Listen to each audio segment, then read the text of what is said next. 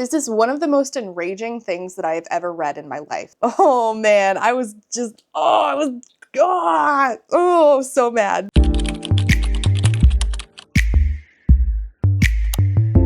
Hi, my name's Rachel, and today we're going to talk about There Is No Ethan by Anna Ekbari. I recently read this book on audio, and it is a nonfiction. It is a true bonkers story. I had gotten randomly the advanced listener copy from Libro FM. Shout out Libro FM. I had no idea this book was even a thing or what this was even about until I got said copy. And then I read it, and I had one of the most outrageous reading experiences of my life. This is a real story about a catfish who has swindled many women. And it goes through the interactions between this fake person who was run by a real person. We'll talk about them. But the fake person's name, the fake name was Ethan Schumann. And particularly it showcases Anna Ekbari's experiences with Ethan, but it also goes through cases of other women who were affected by Ethan and how they found each other and how they explain to each other, oh my God, you too? It explains in great detail the lengths that this catfish went to catfish multiple women and the effects that this had upon those women and their real lives, and again, their individual horrifying realizations that they had been catfished. And then their confrontation of this person and what happened after. This is one of the most enraging things that I have ever read in my life. I had to take breaks while reading this because I was so frustrated with it. And a big part of that is because it's real.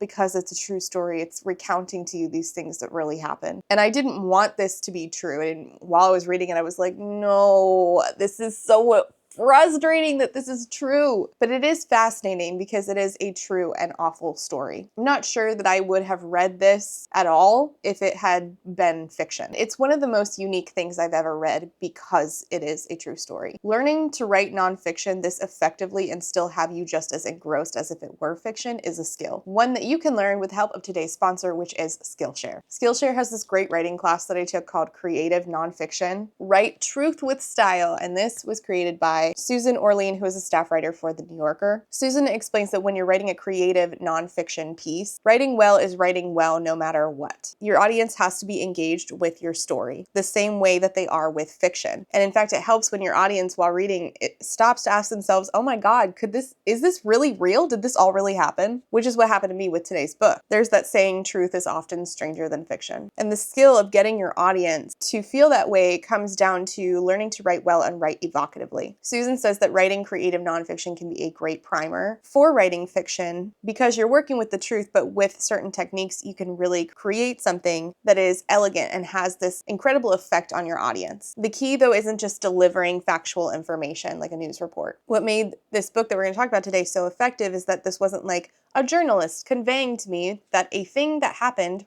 Susan says that there's a process in creating creative nonfiction from going from real life event to final product that goes reporting, thinking, then writing. This is a transformative process that takes a story to a capital S story. And if you don't know, Skillshare is the largest online learning community for creatives. They have a huge variety of topics, everything from graphic design, marketing, productivity, illustration, cooking, and writing. They have lots and lots of writing classes, tons of authors who I've read from. My favorite author, Saba Tahir, is on there. I've used her class before to help me write reviews, which is another thing you can use Skillshare for. They also have authors like Benjamin Percy, Daniel Jose Older, and these writing classes have really helped me understand story more, and also, like with today's book, helped me understand the process of writing true stories so that I can review them better. Skillshare is an online platform. It has stackable lessons so that members can learn at their own pace. No matter what your current skill level is, whether you want to finish that manuscript you've been working on for forever, or you want to cook gourmet food at home like a real chef, which is what Carlos uses Skillshare for. Shout out to my husband and his delicious food. Or you want to learn about writing nonfiction, or you want to learn about video editing. Skillshare has classes that can take you from beginner to pro alongside a supportive community that you can chit chat with and work on your projects with. This summer, you can turn your I want to do this into I made this happen. And you can do that with Skillshare by clicking that link below, and the first 500 people to click that link down below in my description will get a 1-month free trial of Skillshare. So whatever your hobby is, or your side hustle, or your favorite secret artistic outlet is that you're looking to hone your craft on, you can get started today. Just click that link down below, and thank you so much again to Skillshare for sponsoring today's video. Now, all of this with Ethan Schumann happened years ago, and there is an article about it in the Observer called "The Talented Mr. Schumann, Love and Mistaken Identity in the Internet Age. I fell for a guy who didn't exist, and so did several other women, until we got to the bottom of a sick person's strange fetish." And that article is from 2014, written by Anna Akbari. The book, There Is No Ethan, also written by Anna Akbari, comes out 10 years later with further details and is written in a way that is so compelling in a way that the article is not. So, and also has details about what Ethan's lawyer said in the wake of learning that this book was being made. Oh man, I was just,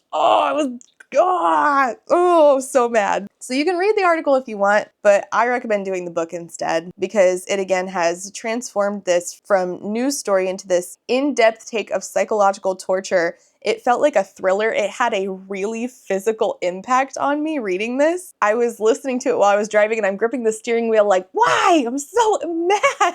So I do recommend reading this, but if you just want to hear, a lot of you are just here to, draw and listen to me talk. So if you want to hear what happened just from me, here's what happened and my take on this absolutely bonkers story. But I think that this is, okay, I'm going to be honest. I read some reviews I'll tell you why I read some reviews. So I think that the person who did this, the person behind Ethan Schumann, who we'll talk about in a minute, I think that it is very obvious that it mentions that part of how they were found out was they have a Goodreads page. That was 10 years ago. I'm sure that they still have their Goodreads page. And I thought that if I went into the negative reviews, I would find them on burner accounts or people that I would assume is Ethan on a burner account. And I think that I might have seen one that it's not there anymore, but I thought I might have saw one. But what I did see was an awful lot of reviewers not being so nice to these women who got catfished. And I'm confused about that because if you read the book, it talks about this idea at the end of well, why would these women fall for this? And I felt like that at the end was talked about in a way that was very clear and concise. And it also talks about how Ethan said things like that. And I'm like, oh, maybe we shouldn't sound like Ethan. So I'm going to get into all of that. But I think that this book says that it opens up these broader conversations. And I wanted a chance to have them. And I was surprised that the Goodreads reviews were not having them. So I wanted to open it up here. So Anna Akbari, much like the other women, was on dating sites. Particularly, she was on OkCupid, and in 2011, just right after Christmas, she matched with a guy named Ethan Schumann on OkCupid. He sends her a message, and it says, "Welcome to the real world," smiley face, which for me, red flag. Unmatch immediately. Goodbye. I say as if I've been in the dating world since I have not been in the dating world for a very long time. I don't know what I would do. And that's the thing is you can say, until you're blue in the face, well, here's what I would have done to prevent this from happening to me. But this could have happened to anybody. So Ethan's handle was Beyond Sleeping because he was too excited about life to spend it sleeping. He says that he was 35 years old. He had an attractive profile picture. He had many attractive pictures. He said he was 6 feet tall. He said Jewish and somewhat serious about it was how he would describe himself. And he had this really impressive resume that said he went to this prestigious high school, prestigious college, graduated early from Columbia, had a PhD in mathematics, went to MIT. He said he worked for the government and that he spent time in New York City and DC and Ireland. He said he owned a 3-bedroom apartment in the Upper West Side, but was originally from New Jersey, drove a BMW, also had a place in DC, also had a dog. So Anna Akbari goes through their emails, reads out their emails. However, the thing about this audiobook that is so enrapturing was that all of Ethan's lines were read, but this is dual narrated. So it's like you're listening to their conversations in real time, where a man is narrating out Ethan's stuff and Anna Akbari is narrating out her stuff. And I was absolutely sucked into it. I felt like I was there in the internet, sifting through these emails. So Ethan had an Irish phone number, which was weird, but he said it was for work. And they couldn't text because back then, wow, this feels so long ago. I got married in 2012 and I did not have an iPhone. until like, I don't know, 2013. Like the phone situation was a lot different 10 years ago. For those of you who are younger than me, it was a lot different then. Okay. So he was like, I have an Irish phone number. I can't text without it, causing a bunch of charges for you. So they would text over GChat, I believe. So it wasn't super convenient to be in touch with this guy who she was really interested in dating. She was very physically attracted to him. He was smart. And they were planning to meet up eventually, but it was very hard because Ethan had a very hectic schedule, with his job in Ireland and New York and DC. He's such a busy man. So then they're chatting nonstop, and this has like taken over her life, which is what Ethan wanted. He was looking for women like this who would allow him to suck up a ton of attention. And he created this facade, this catfish, in order to be somebody who seemed worthy of all that time and attention. I mean, this was like calculated. I want you to keep that in mind. But then Ethan loved to bicker. He loved to start fights, and he loved to be incredibly cruel. He would pick a fight about anything, and he was very verbally masterful in his manipulations. One of the first things he said to her was that he was a conservative. And I think that in 2011, that was not a red flag as much as it is now. Like now I would have been like, goodbye. But back then, like people were like, okay, well, it's whatever. But there were a couple of things he said to her that were just like weird, especially about like her dad is Iranian. And the things he would say to her about her ethnicity were weird and a red flag. But again, like the internet has changed so much in 10 years, and what we would take from men on the internet now is not what we would take back then. So it's actually really frustrating listening to these parts of the book, especially in the beginning, where Ethan would pick fights seemingly over nothing. Ethan reminded me a lot of my mother-in-law, and he would do a bunch of, as Anna called it, art of linguistics, where he would emotionally manipulate these women to get into a fight with him for no reason, and then feel tremendously guilty over the fights that he had picked. Like, they would feel guilty. And you're sitting here thinking, Anna, no, don't let this man do this to you. Anna did feel like there were some red flags, so she did look into his background at Columbia because she had friends who were there at the same time as him, who graduated like just after him. And they said they never heard of him. He was not able to be Googled at all. And he would have like answers for, why all of this was. Oh, well, I work with the government. And then when she would start probing for information and like pressing him on things that weren't adding up, he's like, I don't know why you're doing this to me. I've never lied to you. I've been so honest to you. I don't like being interrogated. These emotional manipulations, again, were like Ethan's bread and butter. And then he would leave like little hints that he was a catfish, but then if you call them on it, like they're not going to admit to it. But this was all a part of this psychological manipulation. So he admitted to Anna that he had been working on a book about a guy who felt ostracized and who was living a double life. And this was not the only thing that felt to Anna that Ethan was saying that was like almost like in hindsight is a hint that he's a catfish. And what a skeezy thing to do to hint at it, because then when your victim mentions that there are red flags, you guilt them into silence. You really have to think so little of the value of others in order to do that. And that's really what this is. This is really a showcase in how little this person thinks of other people. So they had made these big plans to meet up. She texted him, all right, hey, where are we meeting today? And he was like, yeah, let me, I'll answer in just a second. And then time passes.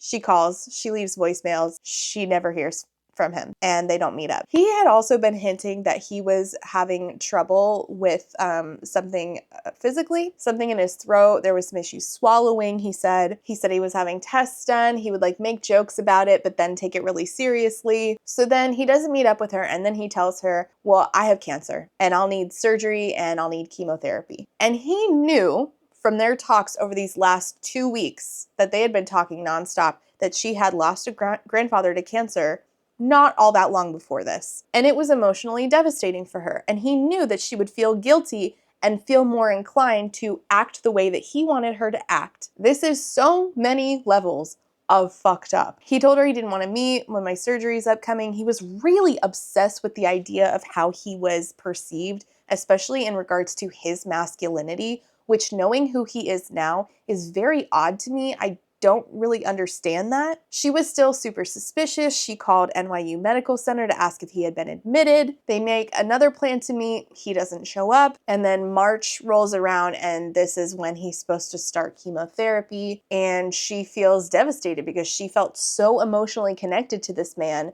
but now feels like, why is he lying to me? Why doesn't he want to meet with me? What's wrong with me? What's wrong with him? What's going on here? Why would somebody do this? And the thing is, like, why would somebody do this? He wasn't trying to scam her out of money. Like, why would somebody make all of this up? That doesn't make sense. And that's part of why she kept going. There's no way that somebody would make all of this up, right? Also in March, another woman, Gina, who lived in Philadelphia, was dealing with this exact same thing with this exact same person, Ethan. They had rescheduled multiple times. They were supposed to meet up multiple times. He never showed. They were supposed to have dinner. He didn't show up. Now, Gina and Anna have things in common, lots of things in common. These are very well-educated women. And Gina had had a previous relationship with a man who the first 3 weeks of their relationship was all just over email because he was moving. So this didn't seem so out of the ordinary to Gina. She'd been through this before. She ended up in a relationship, a long-term relationship with a guy who she only was able to contact over email for weeks and weeks and weeks. And again,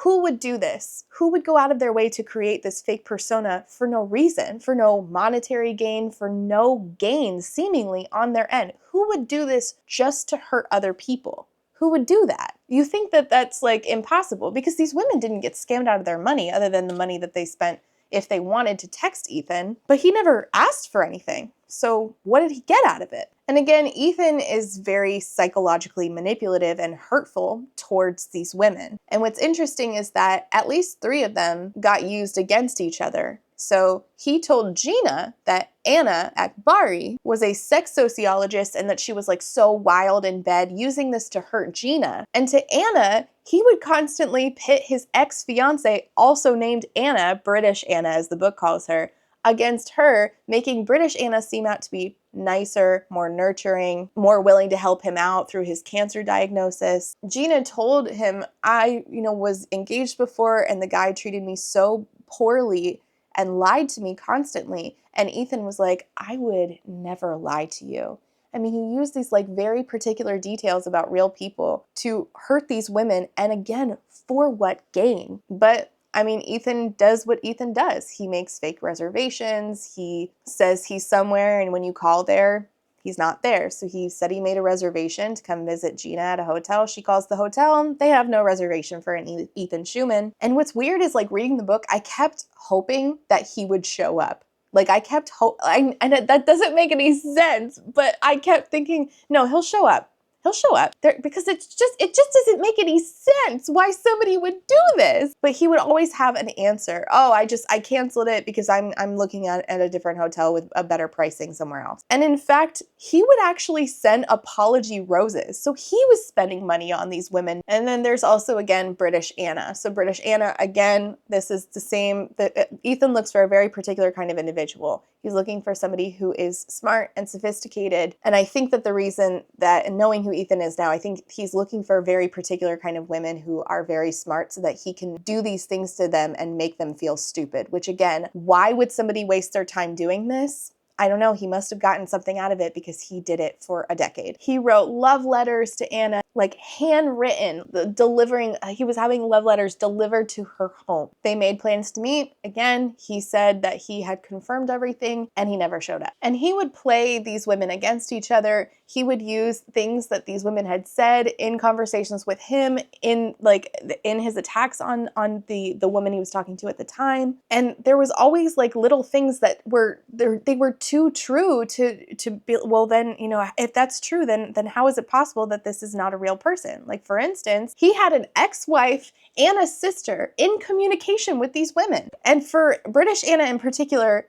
he was doing this to her, was in communication with her saying, we're gonna, this is a relationship. We are going to meet up eventually for 2.5 years. But again, just like he did with Anna Akbari, all of these like medical complications would come up with him, with his sister. And what ends up happening to these women is they start to deteriorate. So back over for Anna Akbari, she gets contacted by a friend who she asked to look into Ethan. And Anna's friend said that they had been contacted by Gina, the other woman. They eventually tracked down found British Anna, and they found out that they were all being talked to simultaneously, which is weird because they said, many of them, like, while talking to him, they were looking for exclusivity. And Ethan would get mad if he thought that one of them was not being exclusive with him. So there was a detail where he had told one of the women, I believe it was British Anna, that she could contact him through his work email address. And it looked very like up to par. Like it looked very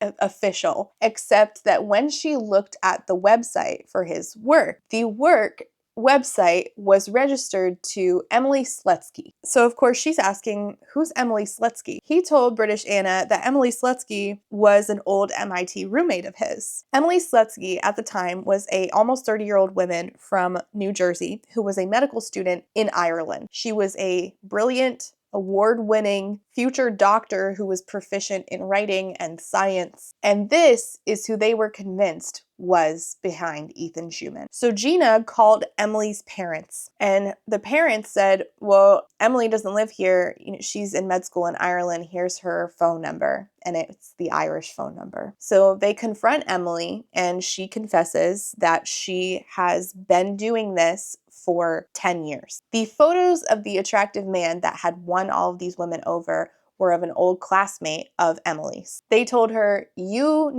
have to go to therapy. I would like an explanation as to what you were doing when we were having cyber sex. You need to prove you're going to therapy, or we're, going to take action against you. You need to tell the man who you stole these photos from that you have done this, and you need to tell your family. Emily decided to explain herself. I was in a horrible place years ago and got involved in this charade with the sole motive of finding an outlet through which to vent my frustrations. After that, things began to improve for me. I began to move closer to the life I wanted to have. At that point, no, I didn't know how to extricate myself from British Anna, from the instant gratification of being able to share with a stranger who cared, even if I was speaking in riddles and rhymes most of the time. Oh, that is just sickening. You are just diabolical. I did not want to manipulate anyone. Wrong. Lies. You did. You absolutely did. And that's the thing, is she refused to admit that she had manipulated anybody ever. You did. You went to great lengths, in fact, to do that. That was like very specifically your goal. I began to feel a responsibility to care about her, however twisted a way it was that I expressed it. And yes, the narrative fictional world that I created for myself was addictive. It became a great retreat from actually dealing with my own life and feelings. The thing is that there is nothing grossly wrong with my life. I've been successful. I come from a good family with people who love me. I have friends and have experienced, traveled, lived, but for some reason, I've never really been fulfilled.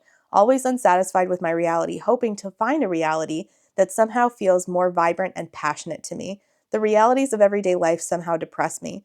I now know that that's completely my own fault. I'm obsessed with the lives of others when really my life is just as interesting to comment on. Oh my God. I started up with Anna and Gina because I thought it would be my smoking cessation program, trading in the pack a day to only a few cigarettes a day until I'm ready to quit. I thought Anna and Gina would be my buffer as I extricated myself from British Anna.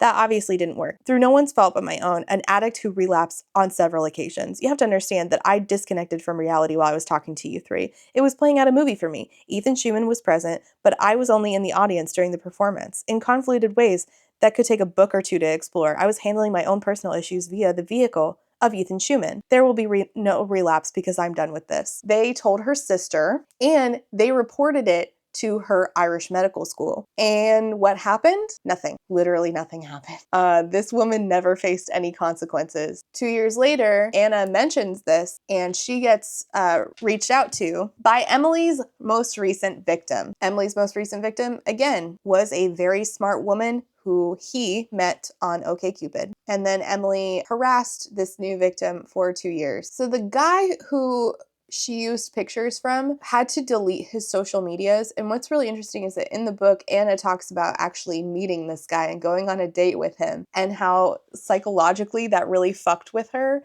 because this was who she was picturing doing all of this, like, really psychologically like traumatizing stuff to her, and then meeting him face to face, and this is yet another victim of Emily's. And they went on a date together, and I thought that it would be like the biggest fuck you if they ended up together, but they did not. See, that would be like that would be some like fiction shit. But in reality, they were both just victims. They went on a date and they said, what a fucking bonkers experience. But his life was also affected by what Emily chose to do. And Emily doesn't seem sorry. And again, Emily never faced any consequences. Emily is a doctor. Currently, Emily, while explaining to him like why she did this, why she used pictures of him and his family, said, I needed an escape from reality. As a writer, you must understand this need to spill your guts, frustrations, inner workings through the conduit of fictional characters. Words, dialogue. I didn't feel like I had the fodder to write a novel, so instead I found my subconscious pulling me towards creating a new reality on the internet. I wanted the persona to be as different from me as possible,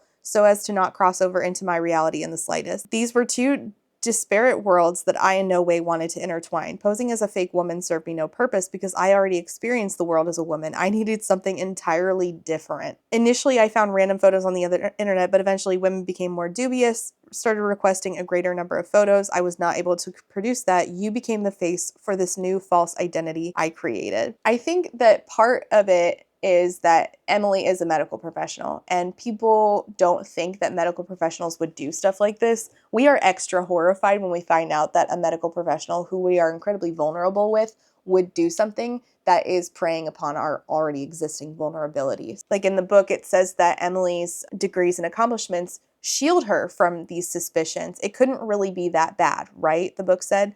Learning the truth was like experiencing a death. Not only did those intimacies happen with a person who doesn't exist, they existed with a person training to be a doctor. None of us consented to those experiences. Lying to create intimacy is a violation, even if it's virtual. And it talks about how this experience, the book says that it provokes larger questions. Where is consent in all of this? What does it mean to be violated in a digital world? Is physical touch necessary? What does it mean to steal from somebody? Must it include money? What of trust? What of time? These are worthy of debate. When money and sex aren't on the table, it becomes difficult to understand scamming, and the law is still catching up on how to handle non-financially damaging things like this.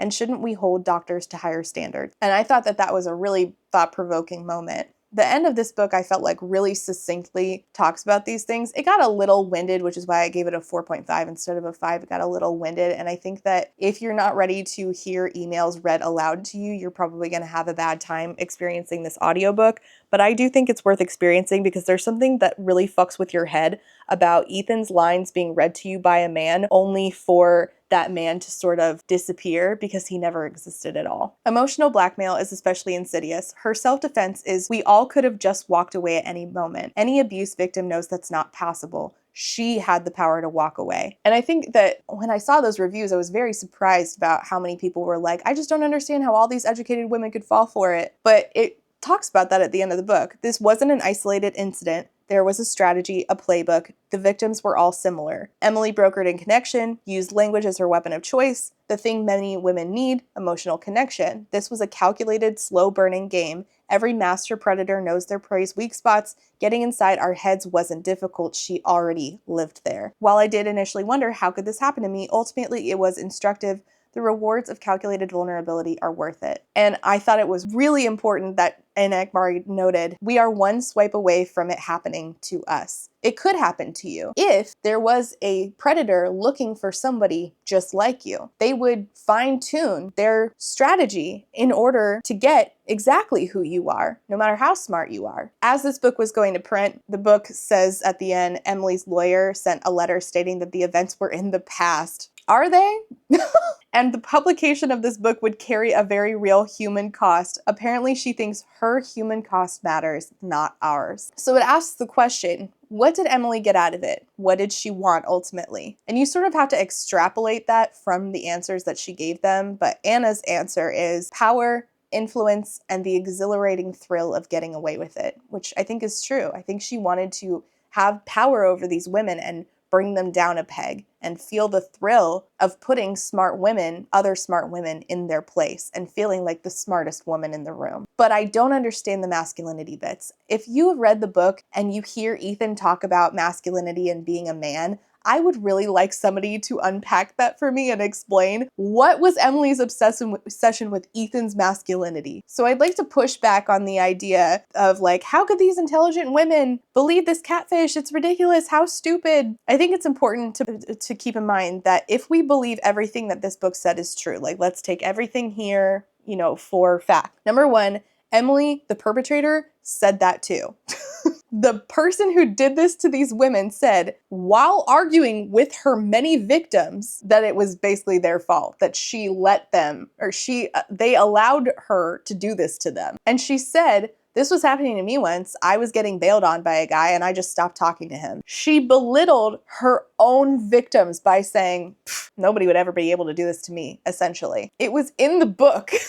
And I don't think that we should try to mirror what the perpetrator is saying. And number two, the aforementioned many victims is a huge point here. Again, Emily admits she had been doing this since high school. This was a long-term, finely tuned process that Emily had created to cast a wide net until she found a very particular fish. She was looking for women who would not just bail in a sea of women who would. She unsuccessfully did this probably hundreds of times, probably had tons of people walk away. Are we surprised that a few didn't when this is a perpetrator doing this to God knows how many women? That was her particular target. That was the point. She knew she could find that 1 in a million to string along and treat like shit, and did so again and again and again. Who cares if these smart women did something you or I think is stupid? The point is that somebody was looking for them, these smart women who would make this one stupid choice one time,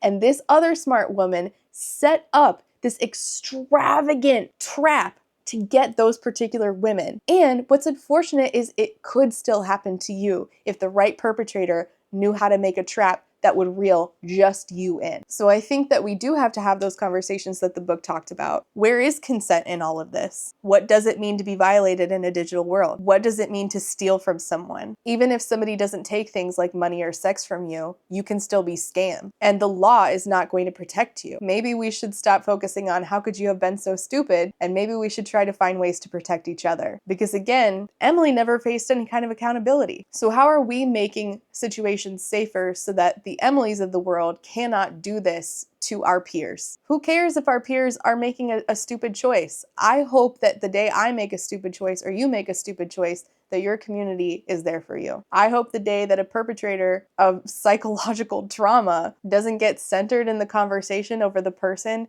who experiences the trauma when it happens to somebody else. Let me know if you've read this book. I think that this is such an interesting conversation. I am fascinated by this book. I wish more people would read it. Hi, Natalie. Hi, best friend. I told you to read this. Did you read it yet? Did you read this book yet? I'm waiting for somebody to read it so that I can talk about how, what an absolutely, you actually feel like you are there. You feel so frustrated. I've never read anything like this. Okay, thank you so much for watching. Leave your comments and questions down below. I appreciate you. I have to go cool off because I'm mad at Emily Slutsky again. And also, I would watch out because if everything in this book is to be believed, I am very scared of an internet where Emily Slutsky is just out there. I mean, this is like Frady Smoon level shit. And so that's very scary. People like that make me deeply afraid. I would just be very careful. I mean, I'm worried about posting this video, so I would just be careful about interacting with this book and what you say about Ethan Schumann. Okay, thank you so much for watching. Comments and questions go down below. Like and subscribe if you feel like it. And let me know what nonfiction book had you just absolutely had their claws into you as if it were fiction, even if it wasn't. What? Okay, I'm a little sick still, so I'm working on less brain cells than normal, which is to say negative. Okay. Thanks so much for watching. See you next time. Bye. And before I go, I should say thank you for being a friend to my Therapy Bills patrons. And those are Alexander, Ashley H, Astra, Astrid P, Brittany Bobitney, Call Me Kodiak, Cami, Choco's Trash for Japanese Mysteries and Thrillers, Chris the Horror Therapist, DJ Rocktopus, EK Casey, Ellie, Emerald Dodge, Aaron with 2 E's, Eric D, Galaxy Bot, Jess, John E, Julie D, K, Kaleno K, Casey McKenzie, Quinn, Lady Kittybug, Lady Chips, Lemon Jelly, Lex, Lily B, Max B, Min B, Mommy Zami, Alice, Panoramic Demon, Peggy Lou, I'm a Creepoo, Rain, Reese, SJ, Sadwich Bree, Samar, Scarlet, Shiny, SMK, Steph B, T Delegati, 2 Orbit, Urchin Audrey, White Raven 13, Zorvictia, and Chai Guy. Thank you all so much for being here and being a friend. And before I go, I have to say thank you for being a friend to my Potato Starch Marxist patron. And those are Alejandra, Alicia Needs Caffeine, Althea, Amanda D, Andy, Angelica, Artie the Ninth, Ava, Ballads and Bookends, Beck, Blake Lemon Pants, Bly Lavender, Bookish Brain Rot, Bookish by Jenna, Bree, Kate B, Caitlin, Cardinal Ginger, Carlin, Carly, Casper, Kate W, Catherine, Kathy, CJ, Claire Online, Clover's Mom, Colleen, Corwin, Cosmic, Darius, Danielle M, Darren, Desiree Michelle, Dilf Enthusiast, Dorothea, Drive-By Thinker, E.T. Cosgrove, Ebby, Emily A, Emma, Emma K, Aaron H, Ezra Moon, Fiona, Francis, Gadarn, Hannah C, Harpy Kuro, Ilianaka, J.M. Tennant, Jay is on Olympus, Jelly V, Jen Michelle, Jenny G, Jessa Sue, Jill, Jojo Bookish, Juicy Wizard, that's such a good one, Kat H, Catherine M, Katie L, Kaylee C, Kayala, Kendra, Kitten, KMTV, Laughing Cat Dog, Lauren G, Lazarus Ray, Library of Scars, Lindsay M, Lisa B, Lisa L, LP, Luciri, Lustful Octopus, Martin, Maddie, Madison, Man-Eating Plant, Marcella, Marquita, Megan, Malara, May, Molly, Never, Nicole G, Nicole R, Nimeska, Nyan Binary, Owl, Paige P, Penelope, Penny Chilling, Foxglove, Queen Cereal, that's a good one too, Rachel B, Reader Rising, Reba, Rebecca, Rebecca R, Ronnie, Rosie, Rowan, Secoria, Saintbringer, Sakia Lume, Samantha O, Sammy C, Sarah H, Sarah the Bear, Sarah Z, Shamed, Shannon, Sean, Sisette, Talia, Tiana, Trashcan Teddy, Triple M, Tito Phoenix, and Writer A. Thank you all so much for being a friend.